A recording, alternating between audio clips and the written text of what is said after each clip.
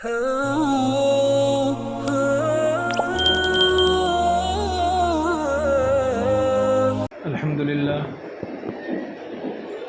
لله وكفى وسلام على عباده الذين اصطفى أما بعد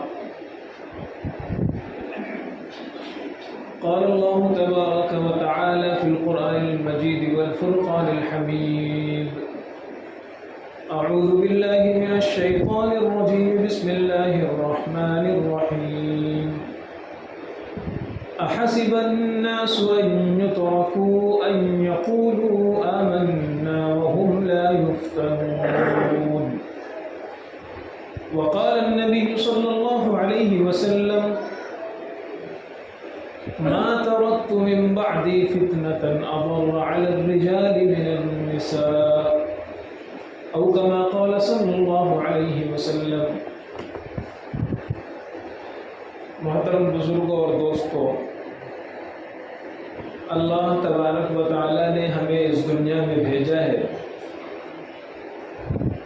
اور خود قرآن و حدیث سے پتہ چلتا ہے کہ اللہ تعالی نے اس دنیا کو دار الامتحان بنایا ہے، آزمائش کا گھر بنایا ہے، اور بھیجنے کا مقصد بھی بتا دیا کہ اس دنیا میں رہ کر کے جو طرح طرح کی آزمائشیں ہوں گی، اگر اس میں تم کامیاب ہو گئے اور شریعت کے مطابق زندگی گزار کر اللہ کو خوش کر کے آئے تو تمہارے لیے آخرت میں جنت ہے، اور اگر خدا نخواستہ ان آزمائشوں میں تم مبتلا ہو گئے اور اللہ کو ناراض تم نے کر دیا، شریعت کے خلاف کر لیا، تو پھر بہت ڈرنے کی چیز ہے۔ پھر معاملہ تو اللہ کے حوالے ہے، اللہ چاہے تو سزا دے، عذاب دے، اور اگر اللہ چاہے تو اپنے فضل سے معاف فرما دے۔ تو میں نے خطبے میں جو آیت پڑھی اس میں اللہ تبارک و تعالی فرماتے ہیں کہ کیا تم یہ سمجھتے ہو، تمہارا گمان یہ ہے کہ تم یہ کہہ دو گے کہ ہم مسلمان ہیں، ہم ایمان لائے اور تمہارے اوپر فتنے نہیں آئیں گے؟ تم ایسا سمجھتے ہو کہ اس دنیا میں تمہارے اوپر آزمائشیں اور فتنے نہیں آئیں گے؟ ایسا نہیں ہے، بلکہ اہل ایمان کو اور مسلمانوں کو طرح طرح کے فتنوں میں مبتلا کیا جائے گا۔ فتنہ کسے کہتے ہیں؟ فتنہ یہ عربی زبان کا لفظ ہے، اس کے اصل معنی آتے ہیں سونے کو یا چاندی کو آگ میں پگھلانا۔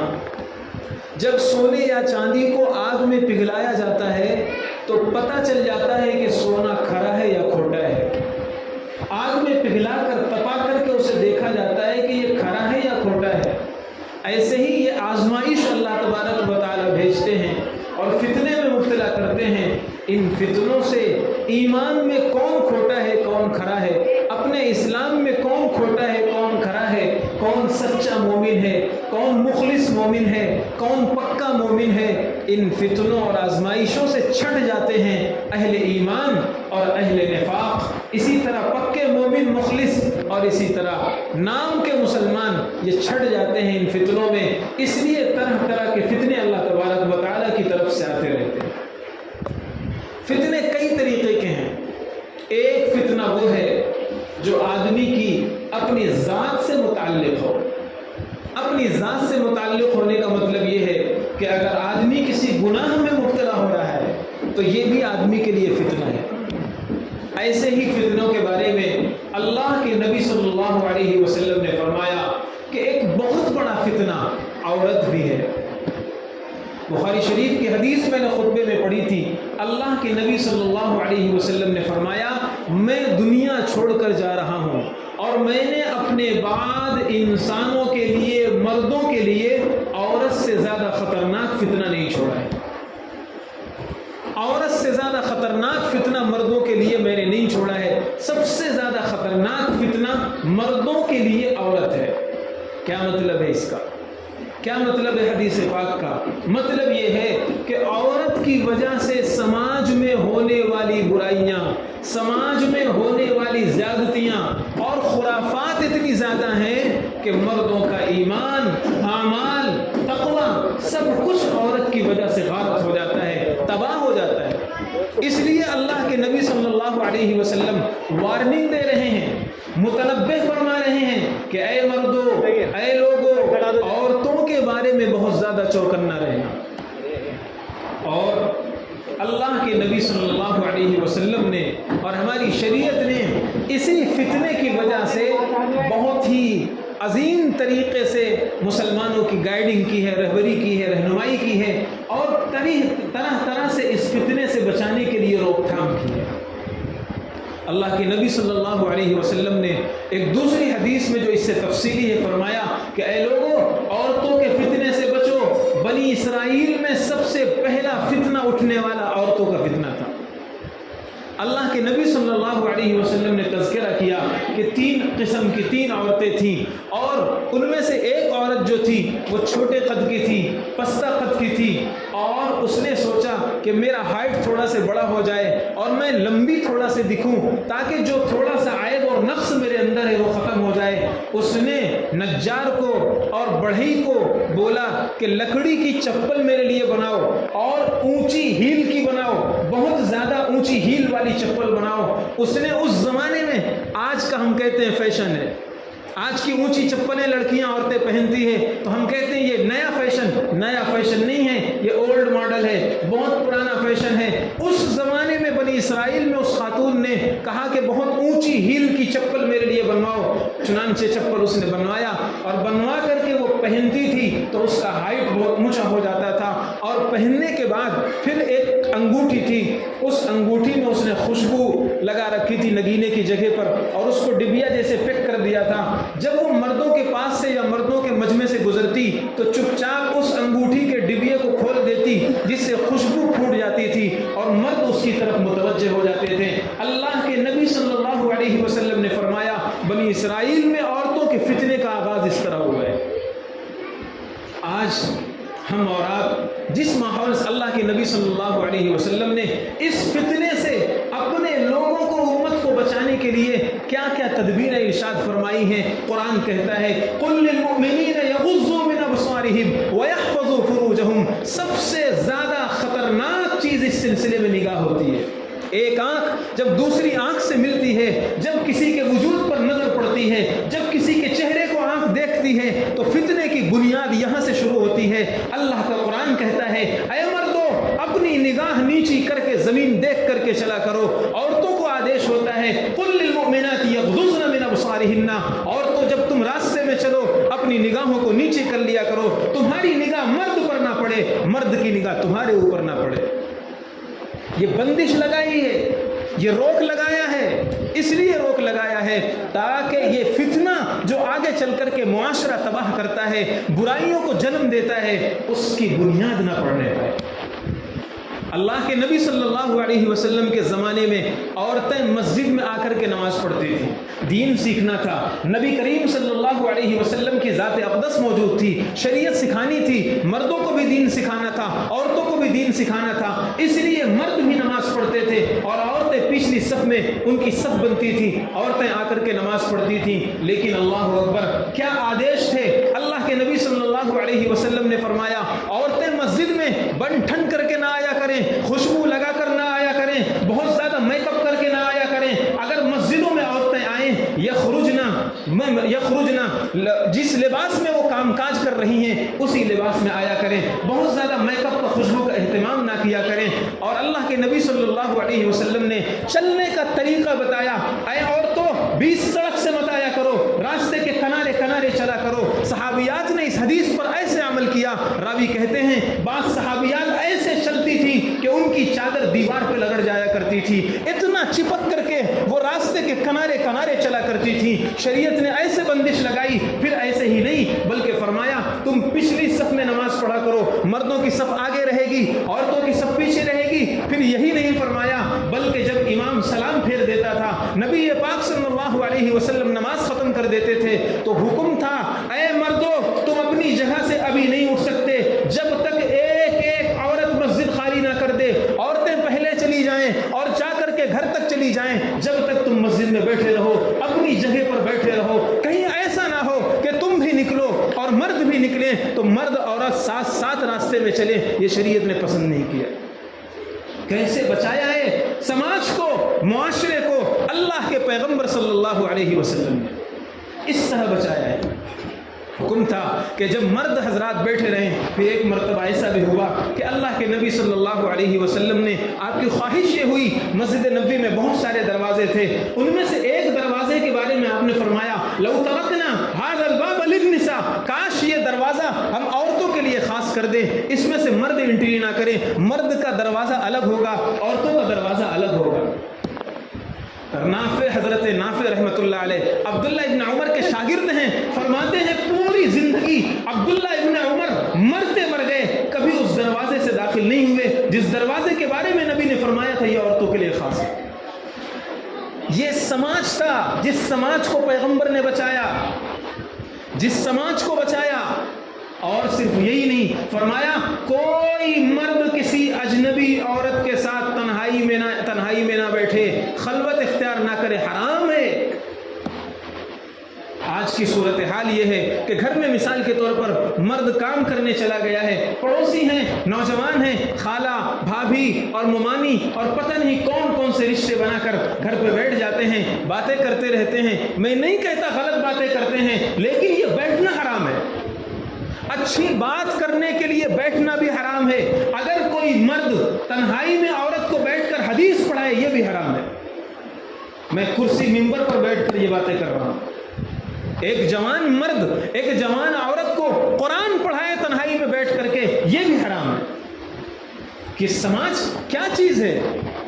آج ہمارا معاشرہ یہ ہے کہ مارکیٹ میں بھیڑ ہے مردوں کی، عورتوں کی، نہ چلنے کا طریقہ ہے، نہ بیٹھنے کا طریقہ ہے، نہ اٹھنے کا طریقہ ہے، کسی کو کوئی فکر نہیں ہے، اختلاط ہو کچھ بھی ہو کوئی پرواہ نہیں ہے۔ سماج ہمارا اسی وجہ سے کہاں جا رہا ہے ہمیں تمیز بھی نہیں ہے، احساس بھی نہیں ہے۔ آدیش دیا تھا، سمجھایا تھا پیغمبر نے کہ تمہارا چلنے کا اسٹائل جو ہونا چاہیے، راستے میں بھی تمہارا مرد اور عورت کے ساتھ اختلاط نہیں ہونا چاہیے، ساتھ میں نہیں ہونا چاہیے۔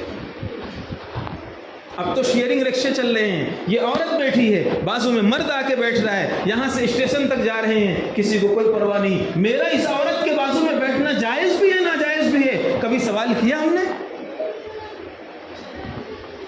یہ کیا مفتی صاحب آپ باتیں شروع کر رہے ہیں؟ کون سی باتیں؟ بزرگوں اور دوستوں، اللہ کے پیغمبر صلی اللہ علیہ وسلم نے جیسا معاشرہ چاہا تھا، سماج جیسے بنے، ہم نے بھلا دیا۔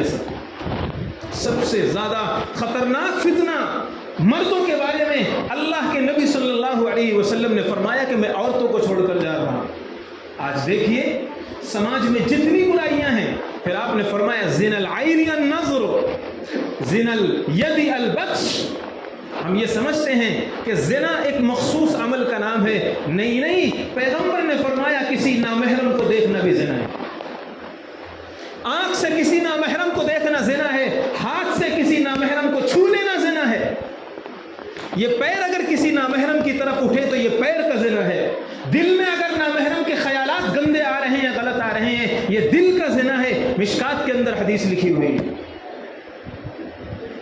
ہمارا نوجوان بچہ کہاں گھوم رہا ہے، کس کے ساتھ بیٹھ رہا ہے؟ ماموں زاد، خالہ زاد، پھوپھی زاد، کوئی چیز نہیں ہے۔ جوان بچے ہو گئے، 18 سال کے بچے ہو گئے، آ کر کے ہنسی مذاق کر رہے ہیں، بیٹھے انجوائے کر رہے ہیں، باتیں کر رہے ہیں۔ نہ ماں باپ کو فکر ہے کہ یہ کیا ہو رہا ہے اور نہ اولاد کو فکر ہے کہ یہ کیا ہو رہا ہے۔ پھر جب اس طرح کے خرافات دنیا میں آتی ہیں، پھر معاملہ جب آگے بڑھتا ہے تو پھر پریشان ہوتے ہیں کہ مفتی صاحب یہ کیا ہو گیا۔ شریعت نے بندش لگائی ہے، پہلے زینے پر روک لگایا ہے تاکہ آدمی چھت تک نہ پہنچ سکے۔ جب راستہ چلے تو اس طرح چلو۔ اور ادھر عورتوں کو حکم ہے تم باہر بلا ضرورت مت نکلا کرو۔ کنز العمال کے اندر حدیث لکھی ہوئی ہے المرأة عورة اذا خرجت استشرفها الشیطان، عورت کو بلا ضرورت گھر سے نہیں نکلنا چاہیے۔ جب عورت گھر سے نکلتی ہے شیطان پوری پلاننگ کے ساتھ اس کو اچکنے کی کوشش کرتا ہے۔ شیطان اسے طاق میں بیٹھ جاتا ہے کہ کاش کوئی عورت گھر سے نکلے اور میں اس کا مس یوز کروں، اس کا غلط استعمال کروں، اس کی وجہ سے ہزاروں مردوں کو آنکھ کا غلط استعمال کرنے کے لیے لگاؤں اور دل میں گندے خیالات پیدا کروں، ان کا دل بھی تباہ کروں، آنکھ بھی تباہ کروں، پورا وجود خراب کروں۔ اس لیے عورتوں کے فتنے کے بارے میں پیغمبر نے فرمایا کہ عورتوں کے فتنے سے بچو، الا ان الدنیا حلوۃ خضرہ، اللہ کے نبی صلی اللہ علیہ وسلم نے فرمایا دنیا تو بڑی مست ہے، دیکھنے میں بڑی اچھی ہے، یہاں رہنے کا جی چاہتا ہے، فطری طور پر انسان کو سب اچھا لگتا ہے، لیکن آپ نے فرمایا فاتقوا الدنیا واتقوا النساء، ایک ساتھ آپ نے فرمایا اے لوگوں دنیا کے فتنے سے بچنا اور عورت کے فتنے سے بچنا۔ آج کل تو دیکھنے کے لیے کہیں باہر نکلنا بھی ضروری نہیں ہے، آج کل ہر آدمی کے جیب میں عورت ہے، موبائل، ہر آدمی کے جیب میں عورت پڑی ہوئی ہے۔ آپ دیکھیے موبائل ذرا سے آپ اٹھائیں گے، کوئی اچھی چیز دیکھیں گے اس میں ایڈ آئے گا، عورت کا آئے گا۔ نیم برہنہ عورتیں یہ بار بار آنکھوں کے سامنے، یہ ہم کیا سمجھ رہے ہیں کہ مسلمانوں کو ان کا ایمان لوٹنے کے لیے یہودیوں نے کتنے سال پہلے یہ پلاننگ بنائی تھی، جو آج ظاہر ہو رہی ہے کہ مسجد میں بیٹھ کر اگر ہم قرآن پڑھیں گے موبائل پر، اس میں بھی گندی عورتیں آئیں گی، اس میں بھی برہنہ تصویریں آئیں گی۔ مسجد میں ہم قرآن پڑھ رہے ہیں، اللہ کا ذکر کر رہے ہیں، لیکن اگر موبائل ہم نے آن کیا، کھولا، اس میں آئے گا اور پھر دنیا بھر کی چیزیں۔ اس موبائل نے تو معاشرے کو تباہ کر کے رکھ دیا ہے۔ عورت کے فتنے سے بچنے سے مراد یہ ہے کہ یہ جو موبائل میں عورت ہے اس کے فتنے سے بچو، باہر جو عورت کا فتنہ ہے اس سے بھی بچو۔ اگر اپنے ایمان اور دین کو سلامت رکھنا چاہتے ہو، اگر اپنے ایمان اور دین کو سلامت رکھنا چاہتے ہو تو اس فتنے سے بچو۔ ابن ماجہ حدیث کی ایک بڑی کتاب ہے، اللہ کے نبی صلی اللہ علیہ وسلم نے اس میں ایک بڑی عجیب بات ارشاد فرمائی ہے، فرمایا کل قیامت کے میدان میں کچھ لوگ آئیں گے، نیکیوں والے ہوں گے، اچھے سمجھے جانے والے ہوں گے، ان کو جہنم میں اوندھے منہ گھسیٹ کر ڈالا جا رہا ہوگا۔ دوسرے جو نیک لوگ ہوں گے وہ کہیں گے یا رسول اللہ یہ تو ہمارے ہی طرح تھے، عبادت کیا کرتے تھے، مسجد کے ساتھی تھے، مسجد میں رہنے والے تھے، یہ ہمارا ان کا اٹھنا بیٹھنا تھا، ان کو ہم سے جدا کیوں کیا جا رہا ہے؟ جواب دیا جائے گا، فرشتے کہیں گے یہ جب تنہائی میں جاتے تھے تو گناہ کیا کرتے تھے، آپ کے ساتھ مسجدوں میں، جلوت میں، مجمع میں نیک بنے رہتے تھے، اچھی زبان سے ان کے سبحان اللہ اور تسبیح نکلتی تھی، اللہ اکبر کی صدائیں بلند ہوتی تھیں، لیکن جب یہ خلوت اور تنہائی میں جاتے تھے تو گناہ کیا کرتے تھے۔ بزرگوں اور دوستوں، آج خلوت اور تنہائی میں جو سب سے زیادہ گناہ اگر کسی چیز سے ہو رہا ہے یہ موبائل سے ہو رہا ہے۔ اس لیے عورتوں کا فتنہ موبائل کے اندر ہو تو بھی فتنہ ہے، باہر ہو تو بھی فتنہ ہے۔ اس لیے بزرگوں اور دوستوں، بس ایک بات بتا کر بات ختم کرتا ہوں، اگر ہم نے اپنے آپ کو بچا لیا تو اللہ تبارک و تعالیٰ نے اتنا عظیم انعام عطا فرمایا ہے، اتنا عظیم انعام دیا ہے کہ اس کا بیان یہاں نہیں کیا جا سکتا۔ ایک بہت ہی بڑے بزرگ حضرت سلیمان ابن یسار رحمۃ اللہ علیہ، ان کے ایک ساتھی تھے، وہ دونوں لوگ حج کو جا رہے ہیں، راستے میں ایک جگہ پڑاؤ ڈالتے ہیں۔ جب انہوں نے پڑاؤ ڈالا تو ان کے ساتھی جو تھے انہوں نے کہا کہ اچھا ٹھیک ہے آپ یہیں پر رکیے، میں کھانا لانے جا رہا ہوں اور آپ کو کھانا لا کر کے دیتا ہوں۔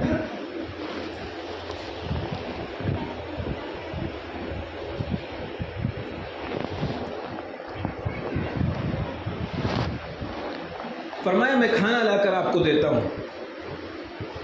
وہ چلے گئے۔ اتفاق سے جہاں ان کا پڑاؤ ڈالے تھے وہاں ایک گھر تھا، اس گھر کی جو خاتون تھی اس نے دیکھ لیا کہ یہاں دو مسافر رکے ہوئے ہیں۔ اس خاتون کو شیطان نے بہکایا اور شیطان نے بہکا کر کے دیکھا کہ یہ سلیمان ابن یسار تنہا اکیلے ہیں۔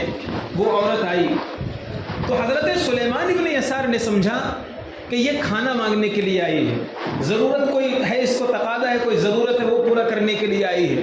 تو حضرت سلیمان ابن یسار اپنی پوٹلی سے کچھ کھانا نکالنے لگے تو اس عورت نے کہا مجھے کھانا نہیں چاہیے، میرا شوہر بہت دنوں سے دور ہے، مجھے تقاضا ہے شہوت کا اور میرے ساتھ تم زنا کرو۔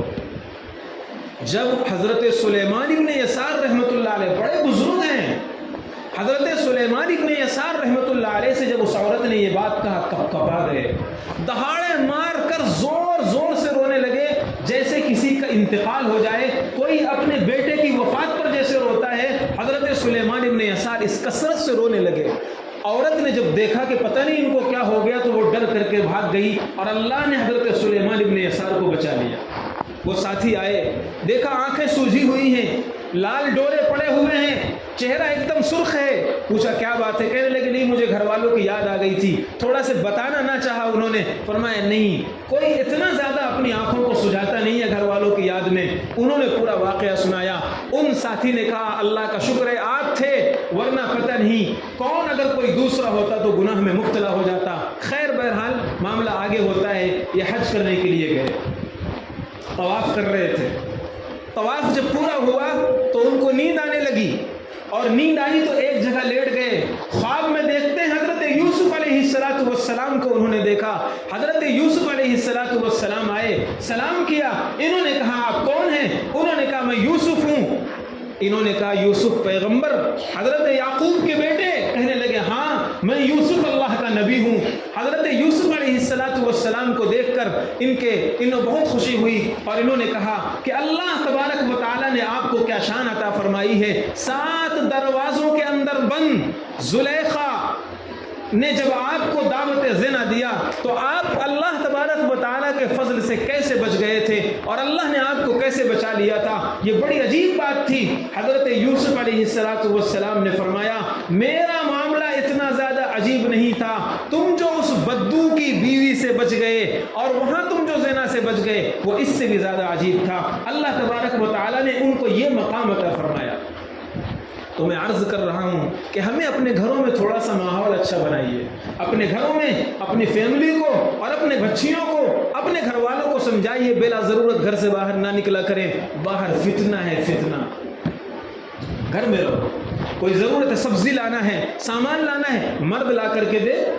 کبھی اگر نکلنے کی ضرورت پڑ جائے، جو شریعت کا تقاضا ہے برقع اور نقاب پہن کر کے ایک دم بدن پورا ڈھکا ہوا ہو، چہرہ ڈھکا ہوا ہو، اور اس حالت میں اگر نکلے اور اپنی ضرورت پوری کر کے گھر پہ آ جائیں تو شریعت میں اس کی اجازت موجود ہے۔ لیکن آج کا جو ماحول ہے چست لباس پہن کر کے باہر نکلنا، اللہ کے نبی نے فرمایا صنفان من اہل النار، 2 قسم کے جہنمی ہیں۔ ان میں سے آپ نے یہ بھی فرمایا نساء کاسیات عاریات مائلات ممیلات، ایسی عورتیں ہوں گی، ایک زمانہ آئے گا ایسی عورتیں ہوں گی وہ لباس تو پہنیں گی لیکن ننگی رہیں گی۔ آج دیکھ لو آج کیسے لباس ہو گئے۔ جس زمانے میں نبی نے یہ حدیث بیان کی تھی لوگوں کو تعجب ہو رہا تھا، یار لباس پہنیں گی اور ننگی رہیں گی کیسے ہوگا؟ آج دیکھ لو کیسے چھوٹے چھوٹے لباس پہنے جا رہے ہیں، لباس بھی ہے اور جسم ننگا بھی ہے۔ آج دیکھ لو کیسے چست لباس پہنے جا رہے ہیں، لباس بھی ہے اور جسم ننگا بھی ہے۔ کیا ہو گیا ہے سماج کا، کیا ہو گیا ہے معاشرہ؟ چلو اگر کافر کریں، نان مسلم کریں، غیر مسلم کریں، ان کے گھر والے کریں تو ایک سمجھنے کی چیز ہے کہ ان کے لیے جنت جہنم نہیں، ان کے لیے آخرت نہیں، شریعت نہیں، خدا نہیں، قانون نہیں۔ لیکن ایک مسلمان کی بچیاں یہ کریں تو بہت زیادہ ڈوب مرنے کی بات ہے۔ اس لیے تھوڑا کنٹرول کیجیے اپنے گھر والوں کو۔ سماج کو سدھارنے میں عورت کا بہت بڑا رول ہوتا ہے، اور اس عورت کو سدھارنے میں مرد کا بہت بڑا رول ہوتا ہے۔ وآخر دعوانا الحمد للہ رب العالمین۔